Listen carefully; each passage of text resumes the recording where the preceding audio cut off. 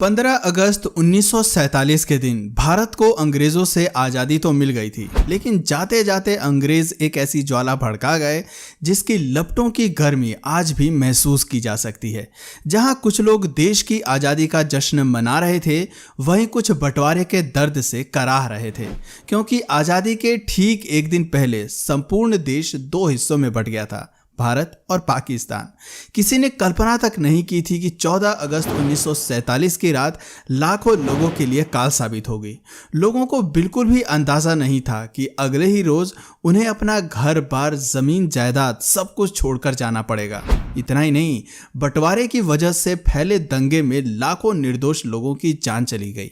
यही वजह है कि 14 अगस्त की काली रात को याद कर आज भी लोग सिहर उठते हैं, उनके रोंगटे खड़े हो जाते हैं। आज हम आपको इतिहास के काले पन्नों में दर्ज भारत और पाकिस्तान के बंटवारे की दुख भरी कहानी सुनाने जा रहे हैं। भारत और पाकिस्तान का विभाजन। कहते हैं कि एक गलत फैसला किसी की जिंदगी खराब करने के लिए काफी होता है, लेकिन यहां तो सवाल पूरे 33 करोड़ वाली भारतीय जनता का था। सोचिए उन पर क्या गुजरी होगी जब 14 अगस्त की आधी रात को यह घोषणा की गई कि अब देश का बंटवारा हो गया है। भारत और पाकिस्तान दो अलग अलग देश हैं, जहां मुस्लिम बहुल क्षेत्र को पाकिस्तान और हिंदुओं के बहुल वाले क्षेत्र को भारत घोषित कर दिया गया था। भारत और पाकिस्तान की जनता को अब अपने मजहब के हिसाब से किसी एक देश को चुनना था। बताते हैं कि इस बंटवारे की वजह से 1 करोड़ से भी ज्यादा लोगों को अपनी अपनी मातृभूमि छोड़कर जाना पड़ा था और आधिकारिक रूप से 1 लाख से ज्यादा लोगों को मौत के घाट उतार दिया गया था। लेकिन दोस्तों, ये फैसला सिर्फ दो देशों के बीच खिंची लकीरों तक सीमित नहीं था, बल्कि इसमें एहसासों, भावनाओं और दिलों का बुरी तरह कत्ल हुआ था। लेकिन इसकी किसी को परवाह नहीं थी। आज़ादी के कुछ रोज पहले जो लोग आपस में भाईचारे को बरकरार रखे हुए देश की आज़ादी के लिए एक साथ खड़े थे, वहीं आज़ादी के बाद यही लोग जानी दुश्मन बन गए। एक रिपोर्ट के मुताबिक 1.4 करोड़ लोगों का विस्थापन हुआ था। विभाजन के एकदम बाद 72,26,000 मुसलमान भारत छोड़कर पाकिस्तान चले गए, जबकि 72,49,000 हिंदू और सिख पाकिस्तान छोड़कर भारत लौट आए। महज 60 दिनों के भीतर एक स्थान पर अपनी जिंदगी बिताने वालों को अपना घर, जमीन, दुकान, संपत्ति और खेती तक सब कुछ छोड़कर हिंदुस्तान से पाकिस्तान जाना पड़ा और पाकिस्तान से हिंदुस्तान आना पड़ा। भारत बंटवारे की वजह से कई जगह दंगे भी भड़के थे। एक अनुमान के अनुसार इन दंगों में 10 से लेकर 15 लाख के बीच लोग मारे गए थे। वहीं 75,000 से 1 लाख के बीच महिलाओं के साथ बलात्कार, हत्या और अपहरण के मामले सामने आए। 13 अगस्त 1947 को लाहौर से अमृतसर के लिए एक ट्रेन रवाना हुई थी, लेकिन उसमें एक भी जिंदा इंसान अमृतसर नहीं पहुंचा। ट्रेन में सवार होने से पहले ही कई सिखों और हिंदुओं का कत्लेआम कर दिया गया।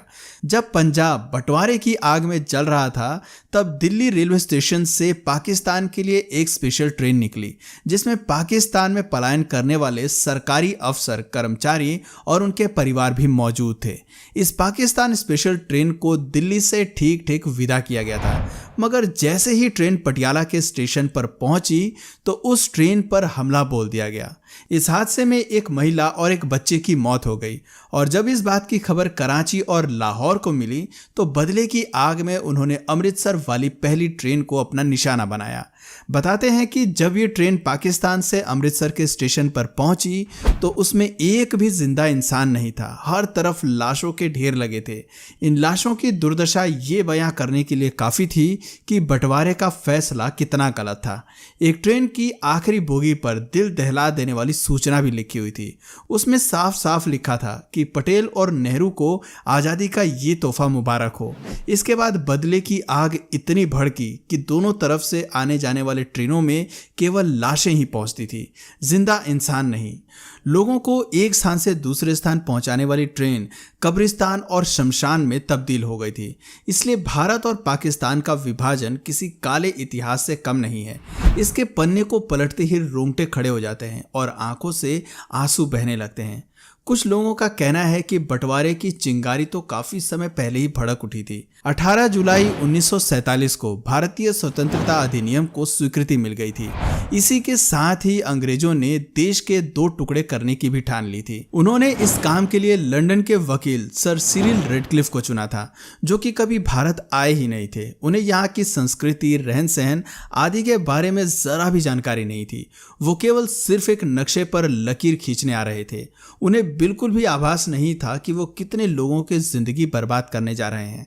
दरअसल अंग्रेजों ने फूट डालो और राज करो की नीति के तहत 1906 में मुस्लिम लीग को मान्यता दे दी थी। मोहम्मद अली जिन्ना मुस्लिम लीग के प्रमुख नेता थे। जिन्ना की इच्छा थी कि मुस्लिमों को एक अलग आजाद देश दे दिया जाए जहां वो अपने मुताबिक रह सकें। हालांकि पाकिस्तान का विचार सन 1930 से पहले तक अस्तित्व में नहीं था। भारत विभाजन की रेखा तब और मजबूत हो गई जब 1929 में मोतीलाल नेहरू कमेटी ने सिफारिश की कि सेंट्रल असेंबली में मुसलमानों के लिए 33% सीटें आरक्षित हों। कांग्रेस ने उस समय भले ही कमेटी की सिफारिश को नकार दिया, लेकिन इसका असर आगे देखने को मिला। इसको आधार बनाकर 1938 आते आते जिन्ना मुस्लिमों के अकेले प्रवक्ता बन गए। वो अकेले ही उनकी मांगों को जोरदार तरीके से उठा रहे थे। वहीं ये भी बातें बताई जाती हैं कि जिन्ना भारत का प्रधानमंत्री भी बनना चाहते थे, लेकिन ऐसा मुमकिन नहीं था। इसलिए उन्होंने पाकिस्तान के निर्माण की मांग की, जहां वो आराम से प्रधानमंत्री बन सके। वहीं दूसरे विश्व युद्ध के बाद आर्थिक मार झेल रही ब्रिटिश सरकार ने माना कि भारत में उपनिवेश बनाए रखना अब उनके लिए फायदे का सौदा नहीं रह गया है। भारत में स्वतंत्रता संग्राम को बढ़ता देख ब्रिटिश सरकार ने जल्द से जल्द यहां से जाने की योजना बनाई। अंग्रेजों ने भारत को तो आजादी दे दी, लेकिन जाते वक्त यहां बंटवारे की आग लगा गए। उन्होंने भारत का बंटवारा कर एक नया राष्ट्र पाकिस्तान बना दिया। आपको जानकर हैरानी होगी कि भारत और पाकिस्तान को बेशक आजादी एक ही दिन मिली थी, लेकिन पाकिस्तान 14 अगस्त 1947 को आजादी का जश्न मनाता है, जबकि भारत में 15 अगस्त को स्वतंत्रता दिवस मनाया जाता है। दोनों देशों के बीच सीमा रेखा का निर्धारण 17 अगस्त 1947 को किया गया था। भले ही विभाजन का फैसला आनन फानन में लिया गया, लेकिन ये कार्य इतना भी आसान नहीं था। इसलिए 2 अनुभवी लोगों को चुना गया, जिसमें HM पटेल और चौधरी मोहम्मद अली शामिल थे। इन दोनों लोगों की विभाजन में अहम भूमिका रही, जबकि इनके नीचे अन्य कई अधिकारी कार्यरत थे। ये लोग अलग अलग इलाकों से रिपोर्ट बनाकर इन्हें भेजते थे और इन्हीं रिपोर्ट्स के आधार पर बंटवारे की सिफारिशें तैयार की जाती थीं। लॉर्ड माउंटबेटन इस पूरे मामले के कर्ता धर्ता थे। शायद आपको मालूम नहीं होगा कि भारत और पाकिस्तान बंटवारे में जन धन, जल और जमीन के बंटवारे के साथ साथ सभी ऑफिसों की कॉपी, किताब, मेज कुर्सी से लेकर टाइपराइटर और पेंसिल तक का बंटवारा हुआ था।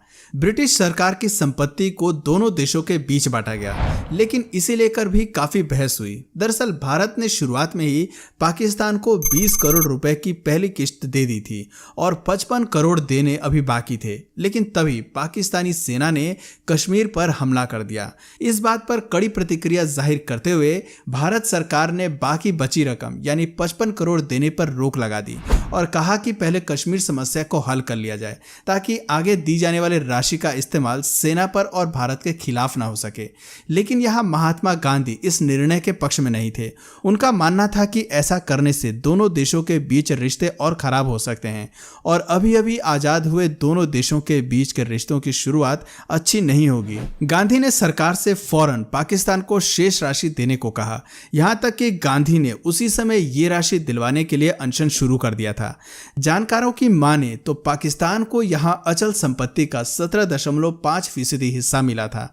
वहीं भारत का इसमें 82.5% शेयर था। इसमें मुद्रा, सिक्के, postal revenue stamps, gold reserve और RBI के एसेट शामिल थे। चल संपत्ति की बात करें तो यहाँ भी 80 से 20 के अनुपात में विभाजन किया गया था। जहाँ भारत को चल संपत्ति का 80% भाग मिला, वहीं पाकिस्तान के हिस्से में 20% आया था। संपत्ति वस्तुओं में सरकारी टेबल, कुर्सियां, स्टेशनरी, यहाँ तक कि लाइट बल्ब, इंक पॉट्स और ब्लॉटिंग पेपर भी शामिल थे। आपको सुनकर अचंभा होगा कि सरकारी पुस्तकालयों में उपलब्ध पुस्तकों को भी दोनों देशों के बीच विभाजित किया गया था। रेलवे और सड़क विभाजन की संपत्तियों को दोनों देशों के रेलवे और सड़कों के हिसाब से बांटा गया था। खैर, इस तरह बंटवारे के फैसले ने एक हंसते खेलते देश के लोगों के बीच नफरत के बीज ऐसे बोए जो आज तक कायम है। इस बारे में आपकी क्या राय है, हमें नीचे कमेंट सेक्शन में ज़रूर बताएं। और अगर इस वीडियो से आपको कुछ नया जानने या सीखने को मिला या फिर इंटरेस्टिंग लगा तो प्लीज़ इस वीडियो को एक लाइक करके अपने फ्रेंड्स और फैमिली में से ज़रूर शेयर करें। और यदि आप इस चैनल पर नए हैं तो प्लीज़ इस चैनल को सब्सक्राइब करके बेल नोटिफिकेशन आइकन को ऑन कर लीजिए। मिलते हैं फिर किसी वीडियो में नए टॉपिक के साथ, तब तक के लिए नमस्कार।